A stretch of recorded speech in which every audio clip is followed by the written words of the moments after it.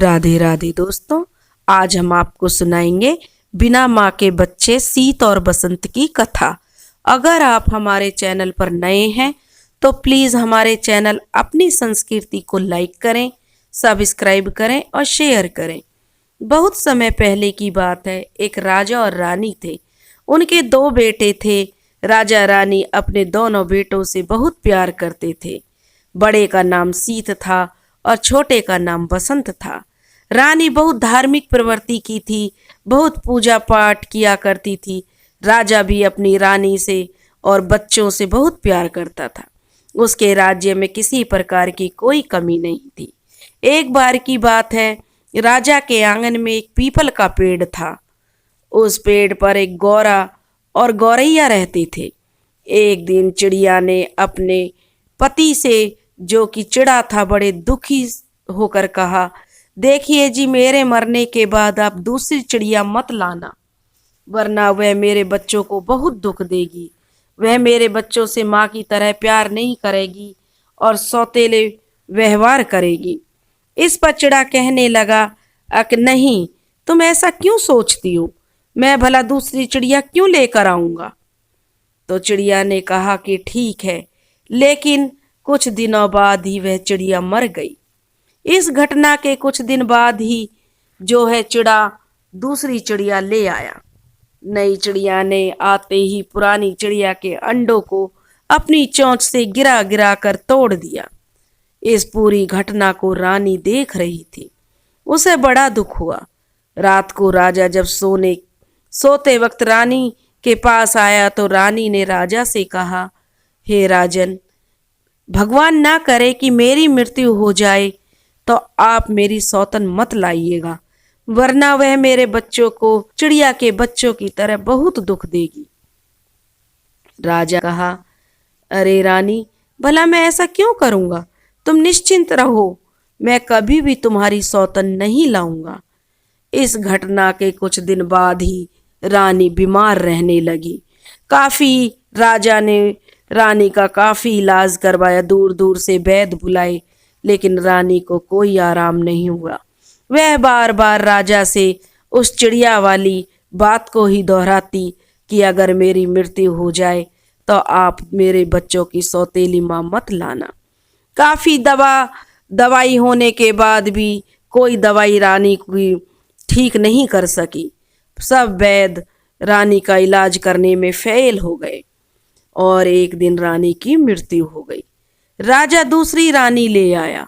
राजा ने पहली रानी से जो दो बेटे थे, बड़े का नाम सीत था और छोटे बेटे का नाम बसंत था।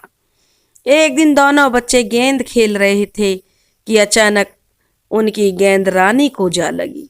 रानी को बड़ा क्रोध आया और वह कोप भवन में जाकर बैठ गई। क्योंकि एक तो राजा ज्यादा उम्र का था और रानी कम उम्र की आई थी, इसलिए राजा एक पहली रानी को खो चुका था। इसलिए राजा उस रानी से बहुत प्यार करता था। उसके रूप यौवन का जादू राजा पर पूरी तरह चल चुका था, इसलिए कोप भवन में जाकर बैठ गई। शाम को जब राजा ने पूछा तो रानी ने बड़े गुस्से में आकर कहा कि राजा, अगर तुम मुझे जिंदा देखना चाहते हो तो मेरे सामने ही मेरी सौतन के बच्चों का, जो कि सीत और बसंत हैं, उनका कलेजा काट कर लाओ, नहीं तो मैं अपने प्राण त्याग दूंगी। अब राजा रानी को किसी भी कीमत पर नहीं खोना चाहता था, क्योंकि वह तो उसके मोहजाल में पूरी तरह फंसा हुआ था। अब राजा बड़ा परेशान हुआ, क्योंकि वह अपने बच्चों को भी नहीं खोना चाहता था, लेकिन राजा पर रानी का प्यार भारी पड़ा। वह रानी के मोहजाल में पूरी तरह अंधा हो चुका था। उसने तुरंत बहेलियों को आदेश दिया कि सीत और बसंत को जंगल में ले जाकर उनका कलेजा काटकर रानी के सामने प्रस्तुत किया जाए। बहेलिए सीत बसंत को जंगल में ले गए तो सीत बसंत ने रोते हुए कहा कि बहेलियों, हम पर दया करो, हमारे गले से सोने के हार ले लो, लेकिन हमें मत मारो। तब उनमें से एक बहेलिया बोला कि सोने का हार तो हमें वैसे भी मिल जाएगा, जब हम तुम्हें मार देंगे तो उसके बाद तो हार हमारे हो ही जाएंगे। यह बात सुनकर उन बहेलियों में एक बूढ़ा वह लिया था। वह कहने लगा, अरे पापियों, कुछ तो दया करो, इन मासूमों की जान लेने पर क्यों तुले हो? आप भूल गए कि हमारी रानी का हमारे प्रति कितना उदार थी, कितना अच्छे से हमें वो समझती थी, कितनी अच्छी रानी थी। और हमने इन बच्चों को गोद में खिलाया है और आज हम इनको मारने जा रहे हैं? नहीं, हम इन बच्चों को नहीं मारेंगे। उसके बाद बहेलियों को समझ में आ गया और उन्होंने रूप और बसंत को छोड़ दिया।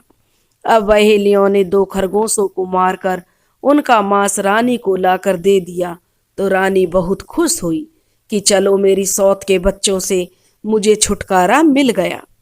जंगल में शीत बसंत अब अकेले हो गए। चारों तरफ जंगल में जो जंगली जानवरों का डर और भूख के कारण उनका बुरा हाल हो रहा था। शीत ने बसंत को डांडस बंधाते हुए कहा, मेरे भाई, तुम इस पेड़ के नीचे इंतजार करो, मैं पास के किसी गांव से भोजन लेकर आता हूँ। इतना कहकर शीत पेड़ के नीचे बसंत को अकेला छोड़कर भोजन की तलाश में निकल गया।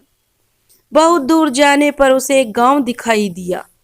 वहां की जो राजकुमारी थी, उसने जब शीत को देखा तो वह उस पर मोहित हो गई।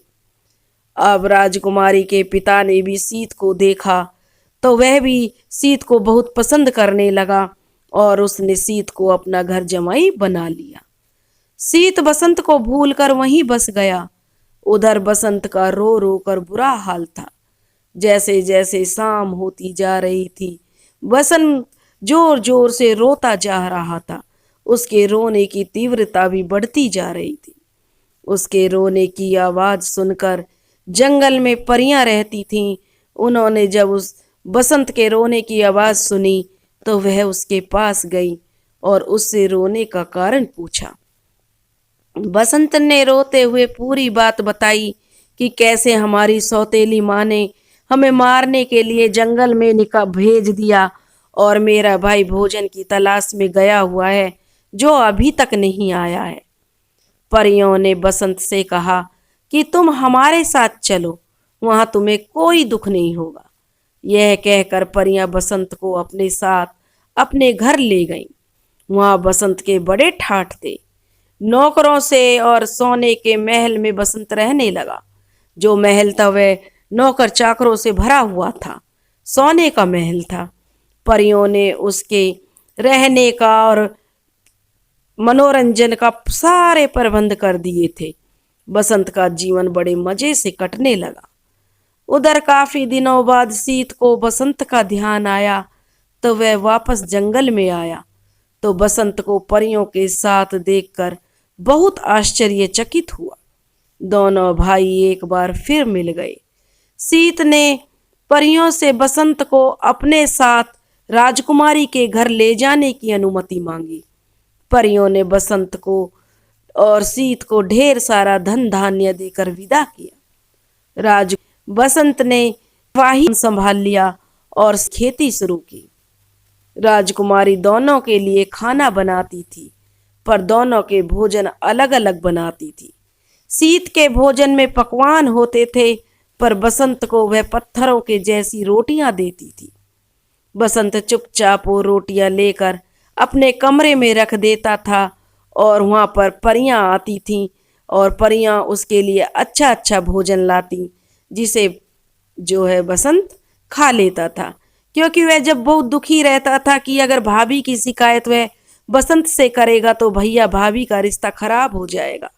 जब उससे मिलने परियां आई तो बसंत ने उन्हें सारी बात बताई तो परियों ने कहा कि ठीक है, हम तुम्हारे लिए अलग से भोजन लाया करेंगे, तुम वो भोजन खा लिया करना और इन रोटियों को चुपचाप मिट्टी में दबा दिया करना।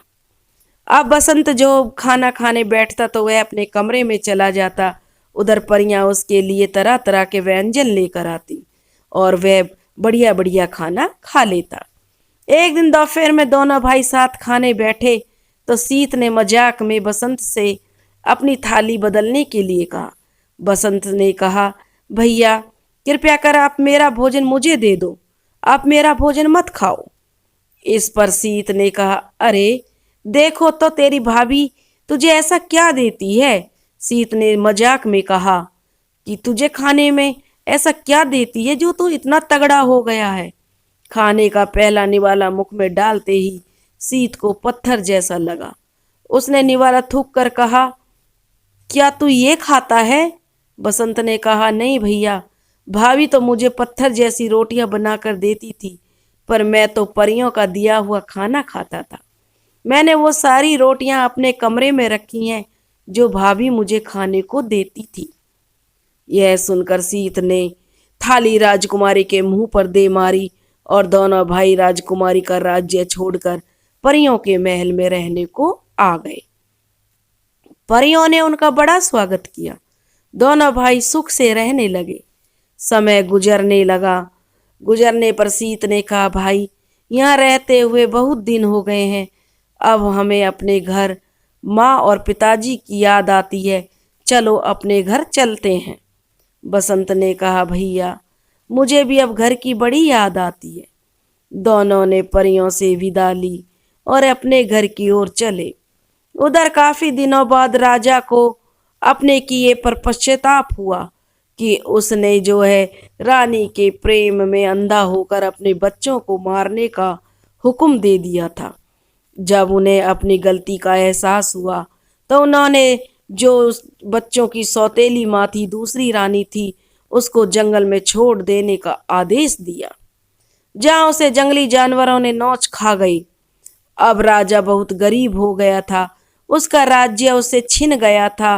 वह बूढ़ा और अंधा होकर भिखारियों का सा जीवन जी रहा था। जब उन्हें अपने बेटों के आने की खबर मिली तो राजा की आंखों में रोशनी वापस आ गई।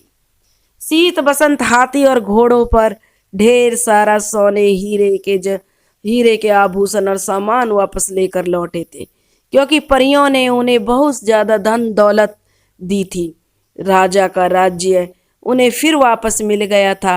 अब वे सब साथ साथ खुशी खुशी रहने लगे थे। तो दोस्तों, अगर आपको हमारी कहानी पसंद आई हो तो प्लीज़ हमारे चैनल को लाइक करें, सब्सक्राइब करें और शेयर करें। राधे राधे।